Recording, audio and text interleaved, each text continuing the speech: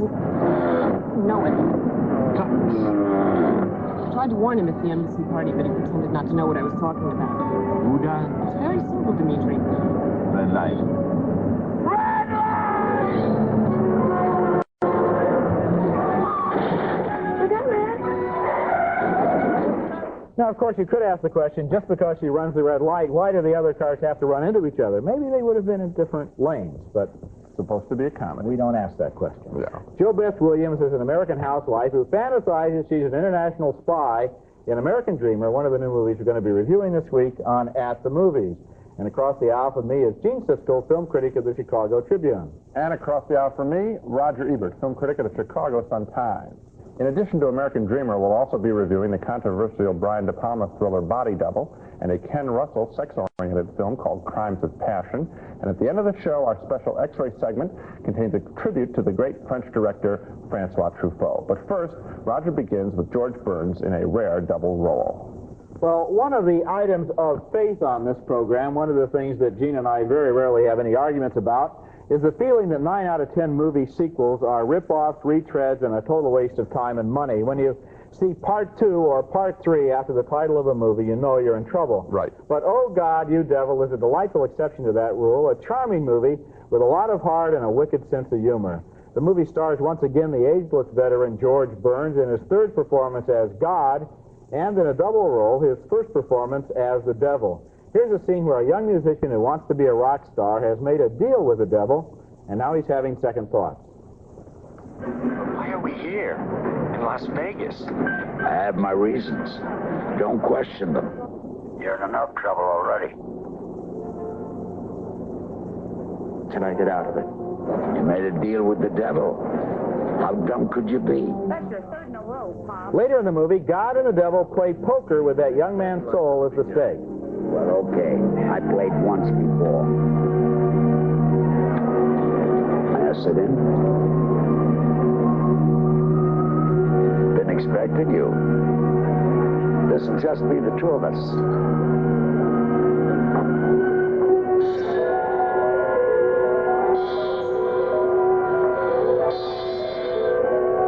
Isn't it always? We haven't played for quite a while. 10 of spades is bent. Oh, so it is. Can't fool you. Those cigars are gonna kill you. I love smoke. What about you? Look at the way you dress. It's embarrassing. What are we playing for? I want the kid back. Shelton. You mean Billy Wayne? I mean Bobby Shelton. I don't know. What's it worth to you? Plenty. What do you want from him? The Pope. Crazy. Just mad. Bring back the Black Death. I can't look at him, can you? Smallpox? Forget it. Okay. On the sports.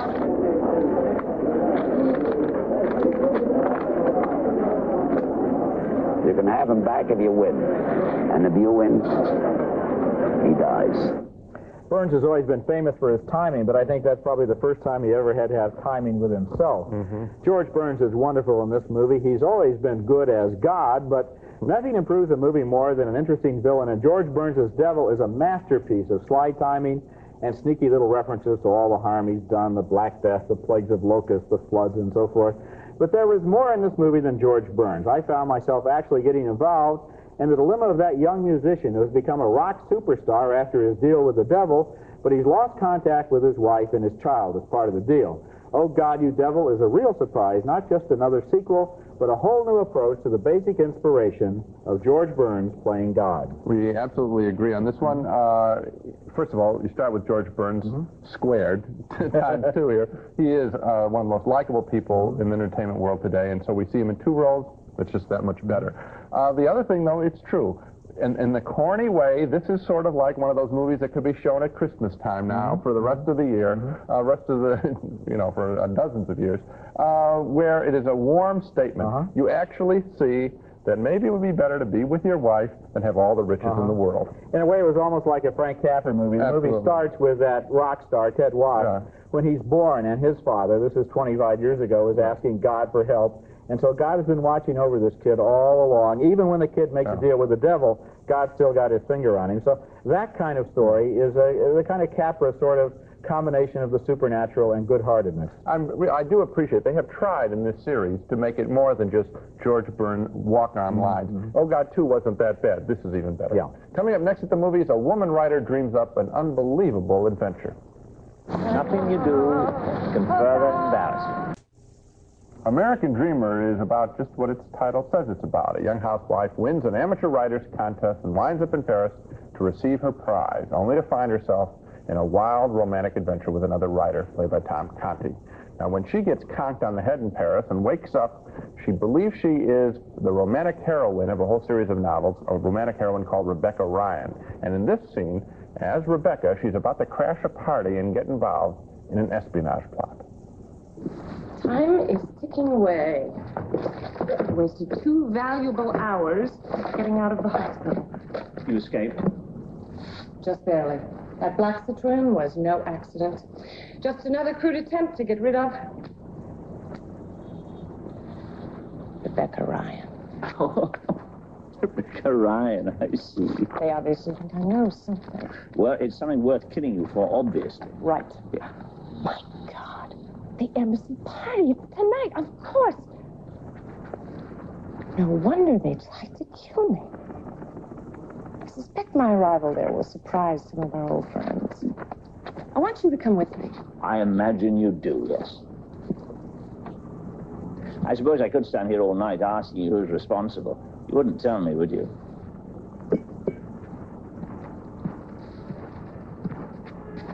If I told you everything, you'd be dead before you knew it.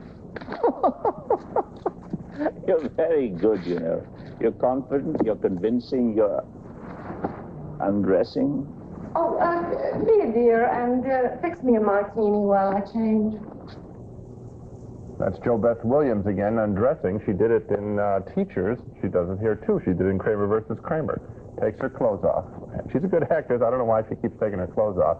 That scene pretty much sums up the whole movie. Light, pleasant, cute writing, quickly forgettable. The script is so cute that I'm tempted to recommend the film, but the problem is the relationship between those two lead characters that we just saw. Jo Beth Williams is a proper mixture of innocence and enthusiasm, playing both that housewife and then this wild character she fancies herself to be. But Tom Conti there is a real bore as the skeptical Englishman. He's a fine stage actor, but Conti is so introverted in this picture, he doesn't really seem to ever enter her fantasy, that he seems uncomfortable, and that made me uncomfortable. As a result, their relationship isn't anything special, and so after a very promising beginning, all that stuff back in her hometown, American Dreamer, once it gets into Paris, runs out of imagination and romance. Well, I liked it a whole lot less than you did, and I'm not surprised that Tom Conti didn't enter her fantasy, because after all, she's nuts after this taxi dinner, and Conti knows that, so he knows it's only a fantasy. She's the only one who doesn't know it's a fantasy. But in other words, he can't get into her fantasy, and so the characters don't ever match. Well, okay, well, I try to give a movie like this a break in all different kinds of ways. I assume the whole basic premise that she has this fantasy. I'll give him that. Right. Then, is it an interesting fantasy? Answer, no. Then, when she comes out of the fantasy, is that interesting? No, that's really not. So, 3 no's makes a thumbs down for me. Okay, and a thumbs down for me, but the only part I liked was as her as a housewife in the beginning of the picture. Well, okay, one good scene in the kitchen. You're right. Coming up next at the movies, a controversial thriller from the director who likes to call himself the modern master of suspense. Are you crazy? You listen to me, you weirdo. Our next movie is named Body Double, and it's the latest thriller from Brian De Palma, the man who was single-handedly trying to carry on the tradition of Alfred Hitchcock. Sometimes he does a good job, sometimes not so good. This time, I think he does a very interesting job. His movie is sort of a cross between the voyeurism of Rear Window, the phobias of Vertigo, and the shower scene in Psycho, which in this case, De Palma stages with a power drill instead of a knife. This is a violent movie. It deserves its R rating, but it's not as violent as most of the junkie slasher movies that fill the theaters during this season, and it has a lot more style. The movie begins with an unemployed actor who's being hired as a house sitter, and in this scene, he discovers that this house comes complete with a view. To Hollywood. Yeah, to Hollywood. Well, You, huh? That's just part of it. There is one very special feature to this house. What you looking at? Where are you?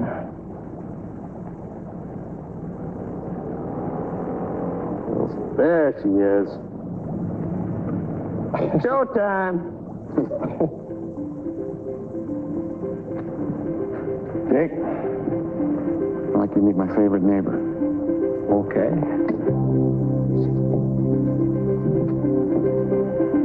See her? Whoa. Whoa. Gets better.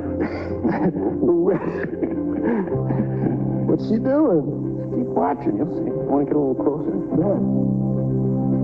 Oh, focus. She's a little out of focus. Yes.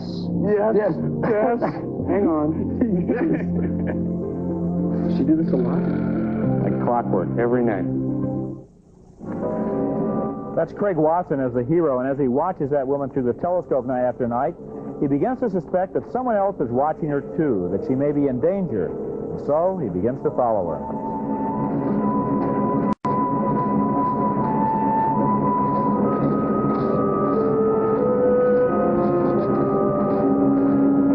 Excuse me.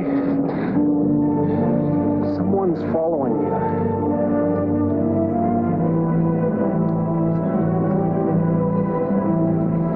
I know. Well, it's not me.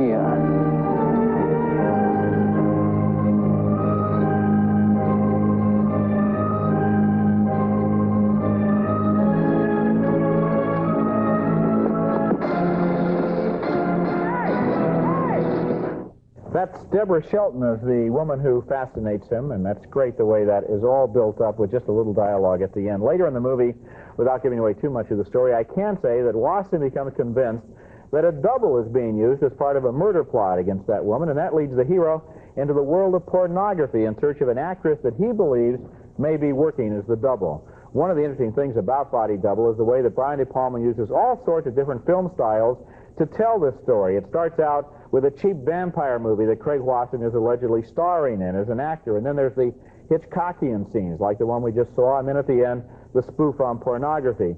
Body Double has a lot going on, and I thought most of it worked, and also, the movie is definitely scary. It didn't really scare me, but it certainly intrigued me in the beginning scenes, the ones we just saw. I'm fascinated. It's Hitchcock's Rear Window and Vertigo, and even seeing it done, not quite as well, but the stuff is so fascinating that I watched too. And then out comes the big power drill. And that's when I thought that Brian De Palma lost control of this movie. It became almost cartoonish. It didn't gross me out. It just disappointed me because here were characters that he had got me caught up with and emotions, in my emotions and the characters' emotions. Yeah, and they just too big, too sloppy. You know, Gene, if you think back to when Psycho came out, everybody said the same thing about the shower scene, and he's doing the same thing that Hitchcock did. In that shower scene in Psycho, you don't really see the knife entering Janet Leigh's body. You don't really see any nudity. And in this power drill scene, you don't either. It's all done with editing. And the great climactic moment when the power drill comes through the ceiling, you don't see anything except that. I want to tell you, I've seen Psycho recently, Roger, and I liked Psycho. I liked it then. I like it now.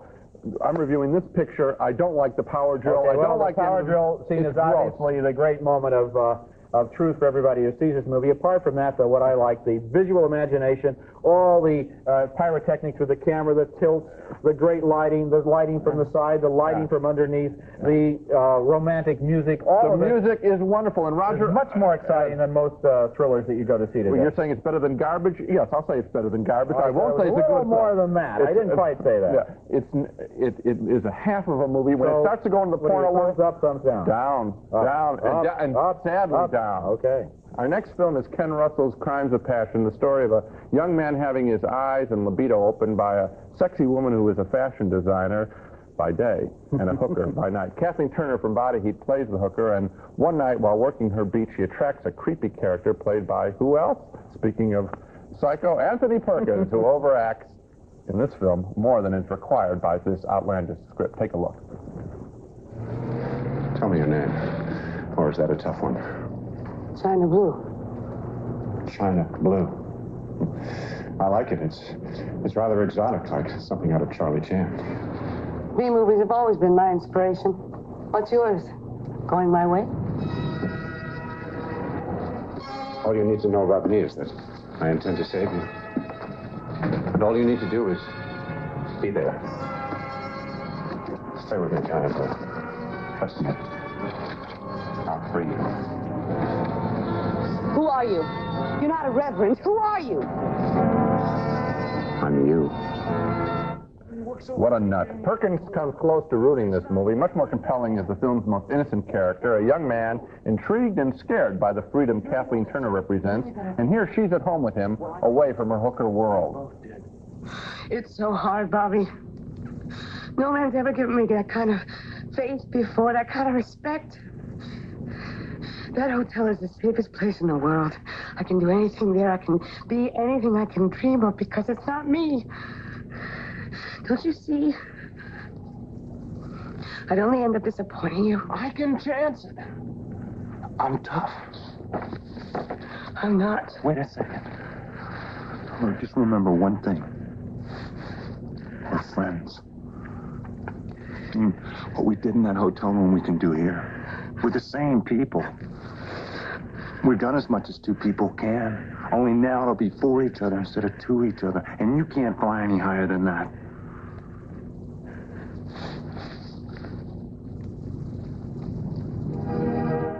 Now, my review of this film is pretty simple. Take the Anthony Perkins character out of this movie, and I think it works. It's really the story of the emotional awakening of an uptight character, that young man we just saw, played by John Lawson.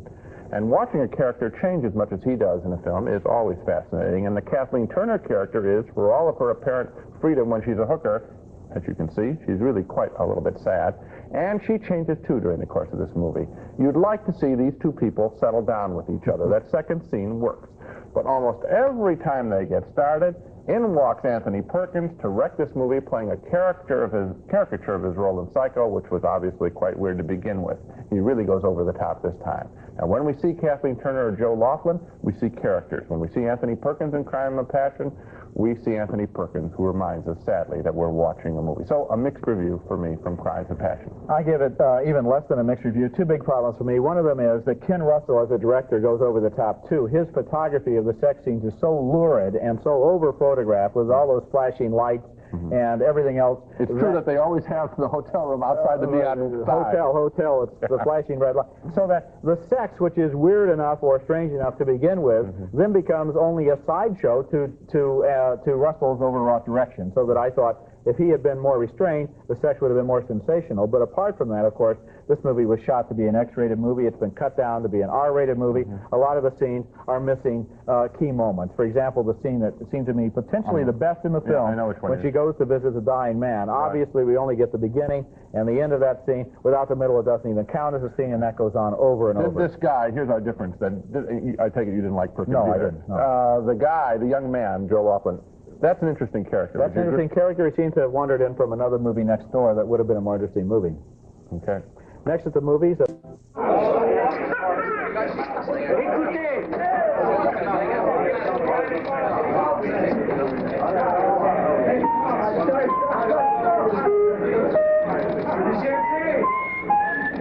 Today's X-ray subject, Francois Truffaut. Truffaut made some 20 movies over the past 25 years, and when he died, he was only 52 years old. That's a tremendous loss for movie lovers all over the world. I was counting on growing old with Truffaut and seeing what sorts of humor and wisdom and sadness he'd bring to the next 25 years. In Truffaut's films, we saw the unpredictable spontaneity of life itself and the beauty of human beings. He freed other directors to stop filming plots and start telling stories. This is a famous sequence from Day for Night, the director's childhood memory of sneaking out of bed and going downtown to a cinema to steal the stills from Citizen Kane. Truffaut's first film was The 400 Blows, made in 1959, told the story of a rebellious young boy from an unhappy home who roamed the streets of Paris in search of love and acceptance. Truffaut says that boy was inspired by himself. The movie ended with one of the most famous shots in movie history, and here it is. That idea of a freeze frame has been copied so many times that it's a cliche, but it was new when Truffaut used it, and it was effective. It showed that boy caught between the land and sea, between youth and childhood, between the past and the future. And it also captured for the first time something we'd see over and over again, the spirit of a great heart and a great director, Francois Truffaut. Absolutely true. And now let's review our reactions to the movies on this show. Both Roger and I enjoyed George Burns' sweet performance in his third Oh God film. It's a trivial little thing, but cute nonetheless. 2 thumbs up. Neither Roger or I could recommend American Dreamer, although it was a little bit of a closer call for me. Still, 2 thumbs down. We split more dramatically on Brian De Palma's thriller Body Double. Roger enjoyed it all. I checked out when the power drill made its entrance. Finally, we disagreed only slightly on Ken Russell's Crimes of Passion. I enjoyed it more than Roger, although I'll admit, if you take Tony Perkins out of this picture, you'd have a much better film. Well, that's it for this week. Next week at the movies, we'll be reviewing Christy McNichol in Just the Way You Are. And Arnold Schwarzenegger has a big hit in Terminator. We're going to try to figure out why. That's next week.